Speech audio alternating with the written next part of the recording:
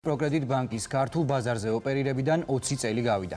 Როგორ აფასებს 20 წლიან ისტორიას სრულად გერმანული კაპიტალით შექმნილი ბანკი, რას თვლის მთავარ მიღწევად და რას თავაზობს მომხმარებელს სამომავლოდ.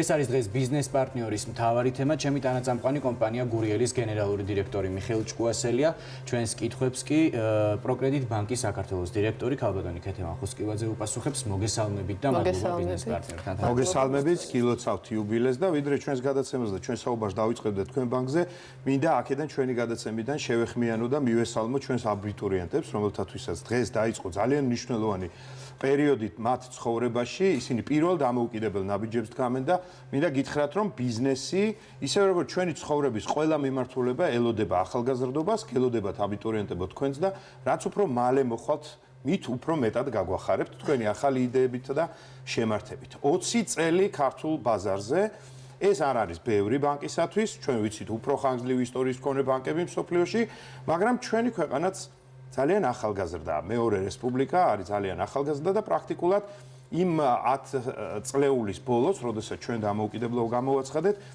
გერმანულმა კაპიტალმა მიიღო გადაწყვეტილება და 100%-ით დააფუძნა 100%-იანი უცხოური ინვესტიციის ბანკი, პროკრედიტ ბანკი. გვიანბეთ მოკლედ 20 წლის შესახებ. იმ გზის შესახებ, რომელიც საქართველოსთან ერთად გაიარა პროკრედიტ ბანკმა. მოგესალმებით, დიდი მადლობა მოწვევისთვის. სწორად ბრძანეთ, რომ 20 წელი არ არის ნამდვილად ხანგრძლივი პერიოდი, თუმცა ალბათ საქართველოსთვის და ქართული საბანკო სექტორისთვის ეს საკმაოდ დიდი გამოცდილება. 99 წელს პროკრედიტ ჯგუფმა გადაწყვიტა ინვესტიცია განეხორციელებინა საბანკო სექტორში საქართველოში. და მე მინდა გამოვყო სამი ძირითადი ეტაპი ამ 20 წლის განმავლობაში ბანკის საქმიანობისა. ესე იგი, პირველ ეტაპზე ძალიან მნიშვნელოვანი იყო და ჩვენი, ასე ვთქვათ, მიზანი იყო, რომ საფინანსო მომსახურება ყოფილიყო მაქსიმალურად ხელმისაწვდომი მცირე და ძალიან მცირე ბიზნეს კლიენტებისთვის.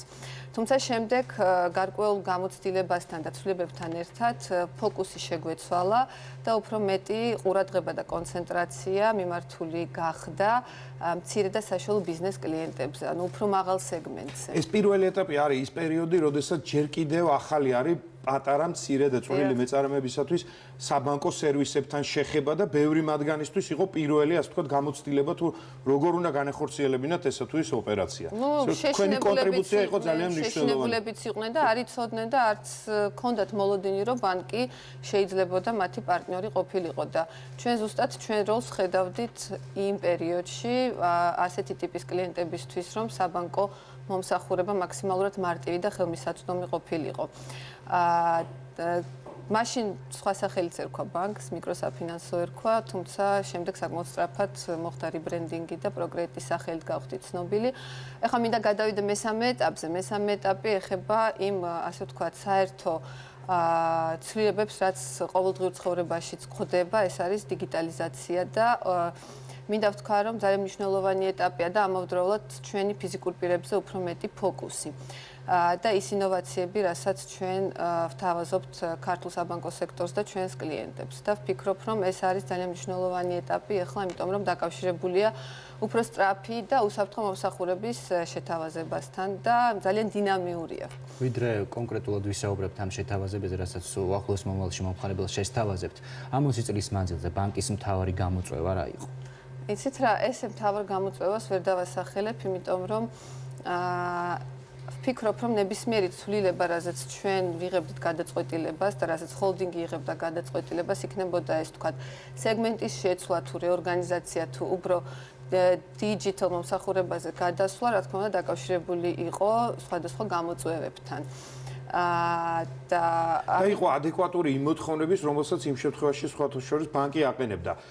და მე დარწმუნებული ვარ, რომ საბანკო სექტორი ბევრად უფრო მეტად განვითარებული, ანუ წინსწრებად განვითარებულია, ვიდრე ეკონომიკის დანარჩენი სფერო და ხშირ შემთხვევაში სწორედ ბანკისგან მოდის გარკვეული მომსახურეობის თუ პროდუქტების, მე გულისხმობ პროდუქტებს, იმ მომსახურეობებს, რომელსაც არა მარტო ბანკი იყენებს, არამედ ზოგადად ბიზნესი იყენებს, უფრო წინსწრებად არის განვითარებული და უფრო ადრეს თავაზობს ბაზარს, ვიდრე ბაზარში ამის მოთხოვნა გაჩნდებოდა. ამიტომ ბანკებს და მათ შორის თქვენს ერთგვარი ფუნქცია გაქვთ, ესე მოთხოვნის შემქმნელები ხართ, მოთხოვნის ჩამოყალიბებლები ხართ, რომელსაც შემდეგ უკვე თქვენს პარტნიორებთან, თქვენს კლიენტებთან ერთად ხვეცთ. აი ძალიან კარგი, ასე ვთქვათ, კომენტარი არის და მინდა კონკრეტული მაგალითი მოგიტანოთ.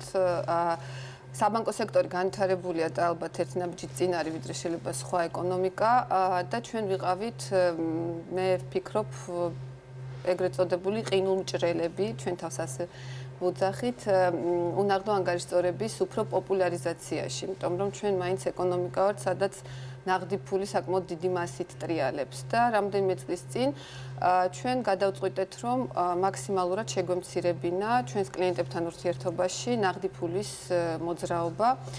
ჩვენ ვართ ერთ-ერთი ბანკი საქართველოში, რომელსაც არ აქვს სალაროები. ამიტომ მომსახურებას რა თქმა უნდა ვთავაზობთ, არ ცხოვრობთ ილუზიაში და გვესმის რომ ნაღდი ფული ასე თუ ისე ამა თუ იმ მოდენობით ბიზნესებს მაინც ესაჭიროება და ფიზიკურ პირებსაც რა თქმა უნდა, თუმცა ამ მომსახურებას ვთავაზობთ ჩვენი 24 საათიანი სივრცეების მეშვეობით. სადაც მათ შეუძლიათ როგორც თანხის შეტანა, ისე თანხის გამოტანა. ანუ თქვენ ამბობთ რომ თქვენ ხართ ბანკი, რომელსაც სალარო არ აქვს, მაგრამ იმავდროულად 24 საათის განმავლობაში ფიზიკური პირი იქნება ის თუ კორპორატიული კლიენტი იქნება, მას მუდმივად შეუძლია მიიღოს ის მომსახურება, რომელიც სალაროსთან არის დაკავშირებული. შეიტანოს თანხა და აიღოს ეს თანხა. რაც პრინციპში ბევრი არა მარტო ფიზიკური პირისთვის, არამედ ბევრი კომპანიისთვის, ბევრი იურიდიული პირისთვის, რომელთა საქმიანობა ნაღდ ფულთან არის დაკავშირებული და ხშირ შემთხვევაში სამუშაო საათებს, მათ შორის ბანკების მიერ გახანგრძლივებულ სამუშაო საათებსაც სცდება, მათთვის ძალიან მომგებიანი იქნება თქვენი სერვისი. კი, რა თქმა უნდა, ვით უმეტეს ახლა ისეთი ქალაქში როგორც თბილისია, სადაც შეიძლება სამუშაო საათებში გადაადგილება რთულია, საღამო საათებში უსაფრთხო გარემოში ტრანზაქციების განხორციელება საკმაოდ კომფორტული არის.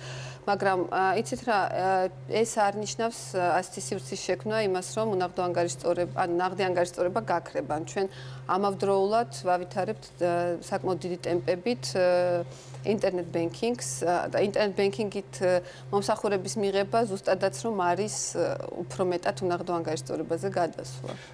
მე ვფიქრობ, რომ ინტერნეტ ბენკინგი არის ის მომავალი და ზოგადად ელექტრონული კომერცია არის ის მომავალი, რომელიც ზოგავს პარტნიორის, მე კიდე ერთხელ ყოველთვის ხაზს უსვამ, რომ თუ კი ბანკისთვის კლიენტი დარჩება კლიენტად და არ იქცევა პარტნიორად და კლიენტისთვის ბანკი არ გახდება საბოლოო ჯამში პარტნიორი, ალბათ ძალიან ძნელი იქნება განვითარებაზე საუბარი. მე ვფიქრობ, რომ ისინი აი დროის მაქსიმალურად ოპერატიული გამოყენება, მაქსიმალური სერვისების გამოყენება, რომელიც შესაძლებელია და ისეთ სამუშაო გარემოში, რომელ სამუშაო გარემოშიაც ბიზნესმენი, მენეჯერი, ფინანსისტი არის მიჩვეული მუშაობას, ის იქვე იღებს საბანკო სერვისს ინტერნეტ ბანკინგის მეშვეობით და ამითი მისი ეფექტურობა უფრო იზრდება. შესაბამისად, თქვენი სერვისების გამოყენების ხარისხი, თქვენი სერვისების გამოყენების ალბათობა და სიხშირე უფრო იზრდება, თქვენც მოგებული ხართ ამითი და თქვენი პარტნიორიც. ხო, მაგრამ არ უნდა დაგვავიწყდეს ამ დროს უსაფრთხოება და ჩვენ ზუსტად აი იმ ბალანსზე ვფიქრობთ, რომ იყოს მაქსიმალურად განვითარებული და მორგებული სერვისები, რასაც ვთავაზობთ ინტერნეტ ბენკინგის საშუალებით, მაგრამ ამავდროულად უსაფრთხოების მიმართულებით სხვა ბანკებისგან რა განგასხვავებთ? მაგალითად, თქვენი უპირატესობა რა არის? საბანკო სექტორის საკმაოდ დიდია კონკურენცია. რა არის თქვენი უპირატესობა? ნუ ხა ინტერნეტ ბენკინგი ისეთი სფეროა, რომელიც ძალიან ბევრ დეტალს მოიცავს. მე ამ შემთხვევაში მაშინ უნდა ვიცოდე სხვა ბანკების, ასე ვთქვათ, დეტალებში როგორ არის აწყობილი.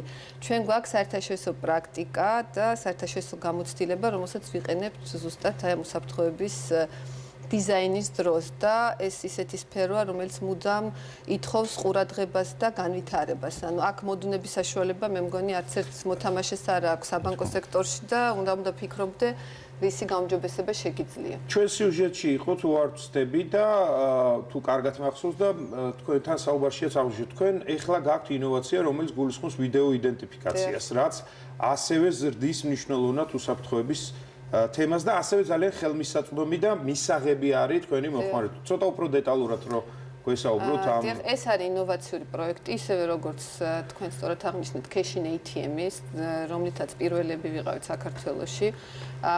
ვიდეო იდენტიფიკაცია ჩავუშვით ეხლა ბოლო 1 კვირის განმავლობაში. ჯერჯერობით ეს ჩვენი არსებული კლიენტებისთვის არის ხელმისაწვდომი და ეს პროექტი განვახორციელებთ გერმანულ კომპანიასთან ერთად. ამ პროექტის შინაარსი არის ის, რომ კლიენტს ბანკში მოუსვლელად შეუძლია ისეთი ოპერაციების წარმოება, რომელიც აქამდე ითხოვდა ბანკში მისვლას, მაგალითად ინტერნეტ ბენკინგის დარეგისტრირება. საომავლოდ ვფიქრობთ ახალი კლიენტებისთვის ანგარიშის გახსნასაც. საქართველოს მოქალაქეებისთვის იქნება ჯერჯერობით ეს, იმიტომ რომ გარკვეულ რეგულაციებსაც, რა თქმა უნდა ვაკმაყოფილებდეთ და არსებული რეგულაცია ჯერჯერობით მხოლოდ საქართველოს მოქალაქისთვის არის ეს შესაძლებელი. და აქ მნიშვნელოვანია ზუსტად ის, რომ ეს გერმანული კომპანია, რომელსაც აქვს ევრორეგულაციების მიხედვით შექმნილი სოფტი, იძლევა საშუალებას, რომ ეს პროცესი იყოს მაქსიმალურად უსაფრთხო და ამ სოფტის მეშვეობით, გარდა იმისა, რომ ხდება თვითონ პიროვნების ვიდეოზარის მეშვეობით იდენტიფიცირება, ასევე ხდება ამ პიროვნების მაიდენტიფიცირებელი საბუთის ყველა ამ დაცული ნიშნის იდენტიფიცირება. ანუ ყალბის საბუთით ჩვენ ვიდეო იდენტიფიკაციის დროს, რა თქმა უნდა, ტრანზაქციას არ შევასრულებთ. ძალიან საინტერესო მომენტი რა გვაქვს საქმე. ეხლა აქამდე ბანკში ანგარიშის გახსნა იყო ერთ-ერთი ყველაზე მნიშვნელოვანი მომენტი და ალბათ ყველაზე ხშირად სწორედ მაშინ მიდიოდი ბანკში. და ნუ ქეშის გამოტანის დროს უნებრივია. ნელ-ნელა ვატყობთ ჩვენ ცხოვრებაში, რომ ქეში უკვე საინტერესო აღარ ხდება, იმიტომ რომ ყველგან არის შესაძლებლობა იმის, რომ ელექტრონული გადახდა, ალბათ მე ვიტყოდი 90% უკვე დაფარულია ქსელი. ველოდებოდი, ნამდვილად ველოდებოდი, ამას გულწრფელად ვიძახი, ისეთ მომენტს, როდესაც ანგარიშის გახსნისთვისაც კი არ დაგჭირდებოდა ბანკში მისვლა და პარადოქსული სიტუაცია რაშია. სულ უფრო მეტად ვხდებით დამოკიდებული ფინანსურ ინსტიტუტებზე, გააფართოეს მათ და თქვენს მათ შორის აფართოებთ იმ მომსახურებების წრეს, რომელსაც ჩვენ ვიღებთ, მაგრამ სულ უფრო იშვიათად გჭირდება ბანკთან მისვლა. აი ეს არის საწინააღმდეგო მიმართულებით სიარული, როდესაც უშუალო და პირდაპირი კონტაქტი გაქვს ძალიან შემცირებული და ამცირებ ამას, მაგრამ მუდმივად იზრდება დამოკიდებულება. ერთი მნიშვნელოვანი მომენტი, მე რამდენადაც ვიცი, თქვენ ხართ ყველაზე მაღალი რეიტინგის მქონე კერძო ბანკი Fitch-ის მიერ BB+-ი გაქვს. აი ამ ტექნოლოგიებზე ვისაუბრეთ, რაც ჩვენთვის ძალიან სასიამოვნო და კარგია. აქტივების რაოდენობით, საკრედიტო დაბანდებით თქვენ მეხუთე ბანკი გაქვთ. ხართ და არიან თქვენზე დიდი ბანკები. რა გაძლევთ თვითდაჯერების უნარს და რა არის თქვენი კონკურენციული უპირატესობა? კარგი კითხვა. დიახ, ჩვენ ვართ ყველაზე მაღალი საკრედიტო რეიტინგის მატარებელი BB+-ი, წელს ერთი საფეხურით აგვიწია Fitch-მა ეს შეფასება.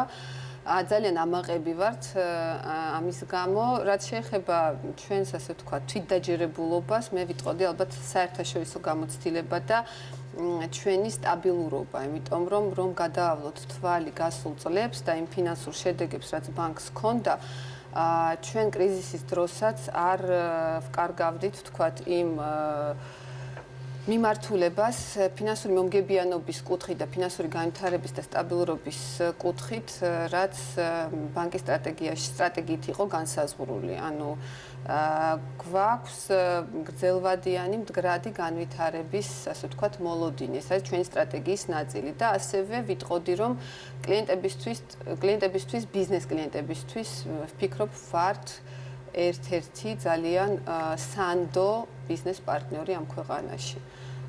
ეს ალბათ გარკვეულწილად იმითაც შეიძლება აიხსნას, რომ ჩვენ არ გვაქვს სხვა დამატებითი, ვთქვათ, ინვესტიციების სხვა მიმართულებებით და ეს ძალიან მნიშვნელოვანი მომენტია. დიდი მადლობა საინტერესო საუბრისთვის. კიდევ ერთხელ გილოცავთ. გილოცავთ, გისურვებთ წარმატებებს და იმედია მომავალშიც იქნებით ჩვენი სტუმარი. ასეთი იყო ბიზნეს პარტნიორი. დღეს ჩვენ ხვალ 15 საათიანი მოამბის დასრულებისთანავე ისევ პირდაპირ ეთერში ვართ და არ დაგავიწყდეთ ყოველი სამუშაო დღის 4:30 ჩვენი საქმიანი პარტნიორობის დროა. ნახვამდის.